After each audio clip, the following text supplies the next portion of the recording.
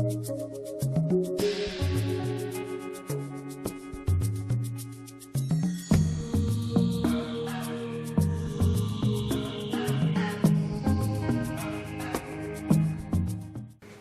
to the open house at Faith Tabernacle last Saturday. I hadn't been there for over 2.5 years because, because I left Faith Tabernacle 2.5 years ago after I was given the alternative, I felt, of either doing something against one of the 10 Commandments or leaving the church. Nobody told me specifically, there were just insinuations that I should do certain things that were wrong. So I left then, and I haven't been back for 2.5 years. You can't go back to Faith Tabernacle after you've left unless you get special permission from the pastor, and I wasn't going to ask Edwin Young. Went to the open house. I was a little bit nervous about going. I wasn't exactly sure what to expect, and wasn't sure even if they would let me come in and be a part of it. But I hadn't gotten to see anybody for 2.5 years. I hadn't gotten to say goodbye to anybody when I left because I didn't want to leave and then Edwin find out that somebody had known I was leaving and get them in trouble. So I had just left without even saying goodbye to anybody, and that had always bothered me. It was interesting going in. There were some definite changes that had been made since I had been there last that threw me off a little bit. Small things in a way, but big things in a church like that. Some things were nice, some things struck me as odd. It has bothered me for a while about the pictures of the pastors being around the church. I mean, there's more pictures of the pastor in the church than there are crosses. That's kind of weird. And except on church nights, there's probably more pictures of the pastor in most apostolic churches that I'm familiar with than there are Bibles. But at least out. Anyway, so my personal opinions. But went in, they changed all of the pictures. I had already been told that. They had redecorated. They had gotten a bunch of tapes or CDs ready to sell. The CD room wasn't open, but they had them there to sell for $1 a piece, which was surprising because they were never $1 a piece when I was there, that I remember at all. I think $2 was for the mess-ups, but I don't remember for sure. Went in, saw a few people. There had been one person that came up to me outside and greeted me really, really nicely.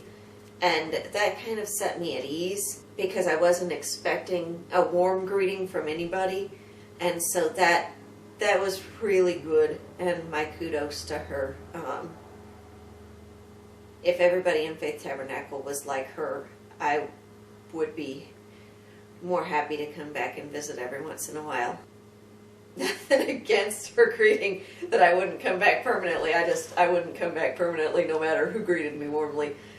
But I would be more likely to come back and visit if there were more greetings like that. Went in, saw a couple of different people. There were several that came up and said hello. I was greeted at the door. The ushers were standing right at the doors, just like they always do. But they greeted me. Several people asked some personal questions, and that were funny because they're so far from true, but so go the rumors in Faith Tabernacle. Got one person came up to me and wanted to have me see his wife, and ran over to her and told her that I was there. Said that she wanted to see me and she would be so excited. She walked right past me to go and do something else. She walked back past me. Then, like 10 minutes, 15 minutes later, she was so excited to see me. 10 or 15 minutes later, she finally came over to say hello. To me, that's not excitement, but especially after you haven't seen anybody for 2.5 years. I could laugh that off. I know how it is. Nobody really said anything that bothered me until I went up to introduce myself to Brother and Sister Dudley. They were sitting over in chairs, comfortable, high-backed armchair type, nice chairs, and that they had put in there specifically for them. So they greeted me, and I told them who I was, and they said yes, that they definitely remembered me. He said, Sister Dudley didn't really say anything to me, but he said that he definitely remembered me, which kind of surprised me. I don't know if he would have remembered me if I hadn't told him who I was or not. I kind of doubt it, but maybe he's got a lot better memory than anybody else I know. But then he starts asking me, said, well, so, you know, you need to get in a good church. Well, I had on short sleeves. I wasn't going to dress in long sleeves that day. It wasn't a church service, and I wanted to know what the reaction would be if I went in shorter sleeves. So I just wore my sleeves the way that they were. And, yeah, part of it was to challenge and to see what would happen. I found that is a better character indicator than walking in as though you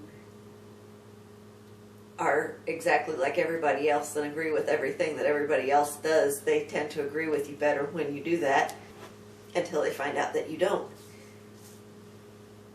So I go over to him in my short sleeves, and he asks me, well, when are you need to get back, or where do you go to church? And I said, oh, I have a church. Or he said, you need to get back in church. And I said, I go to a good church. He said, you need to get in a good church. And I said, I go to a good church. And he says, no, you need to get in a good apostolic church. And all the time he's looking down at my elbows, glancing back up at my face and down at my elbows, telling me that I need to get in a good apostolic church. Need to get back in a good apostolic church. It really angered me when he did that.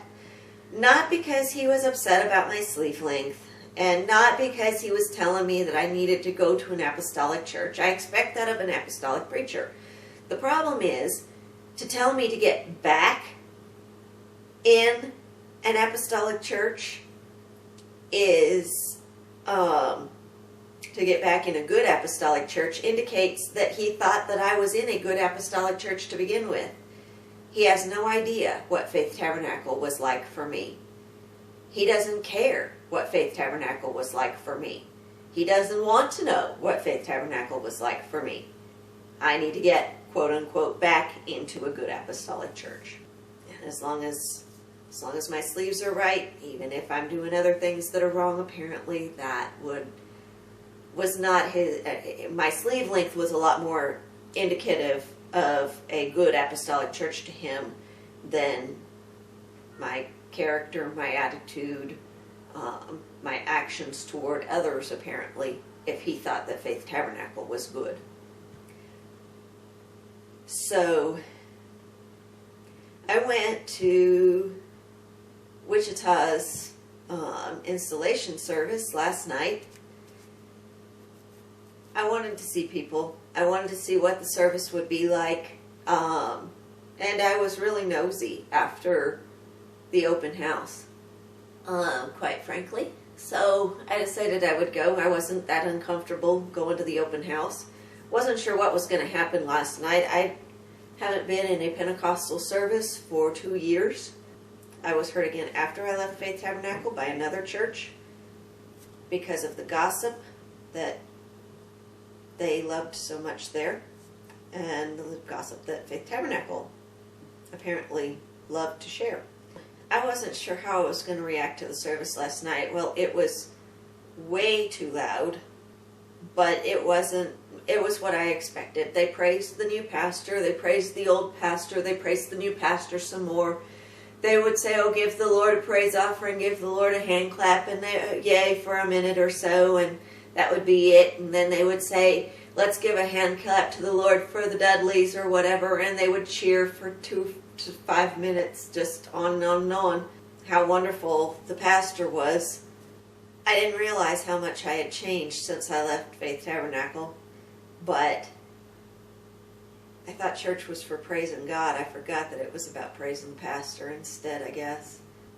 I was just surprised at the amount. I knew that there would be some, but I was surprised at the amount of pastor praise that there would be.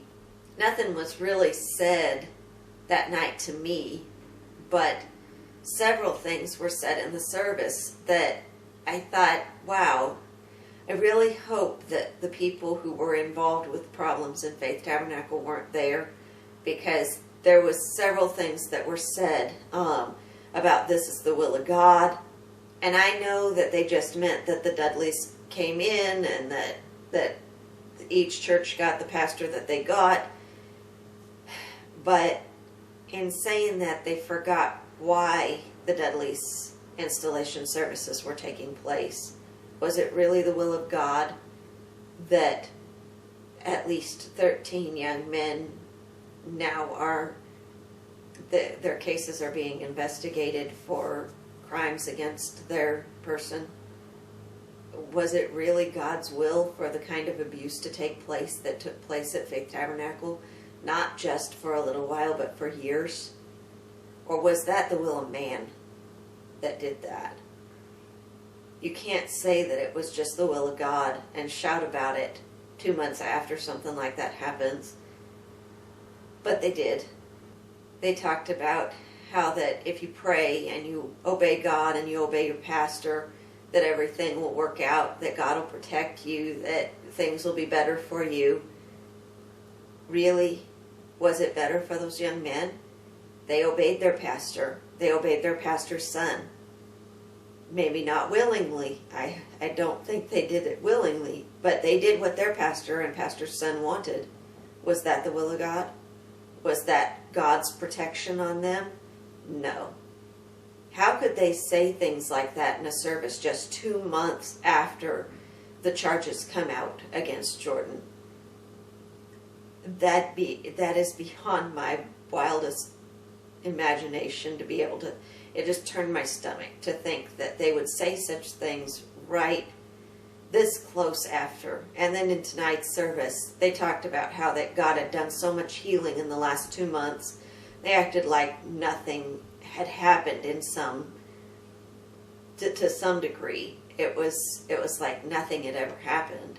The problem is that for those boys and for their families, no matter how much praying and shouting and talking in tongues there was tonight, there's still a grieving process. There's still hurts. Those hurts don't go away in 2 months. Those hurts take time to heal. And God will heal, but it takes time. You can't say that that's going to go away overnight. It's not. What happens to those boys when they get home and they say, I shouted, I prayed, I cried, I've done it before, and they said that God would protect me, and then this happened, and it happened again and again, and it got worse. After I prayed, after I talked in tongues, after I obeyed everything that I was told to obey, still this happened to me. And then tonight they said that I would be healed immediately. And they had tongues and interpretation twice. That there would be healing, great healing in the church. And I prayed and I cried and I cried out to God, and nothing changed. Well, it's not that nothing changed, but it takes time. But in a church like Faith Tabernacle, where it's preached that it happens overnight, people begin to lose faith after a while. They begin to realize that, wait a minute, it didn't happen overnight for me. Maybe God doesn't love me as much.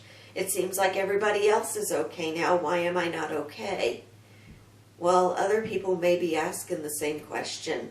Why wasn't it as fast for me as it was for somebody else, this healing that they said everybody had this night? I can point to times in my own life where there was a step toward healing, but healing it's not just, wow, okay, everything is good now. There will still be things that you have to deal with as a result.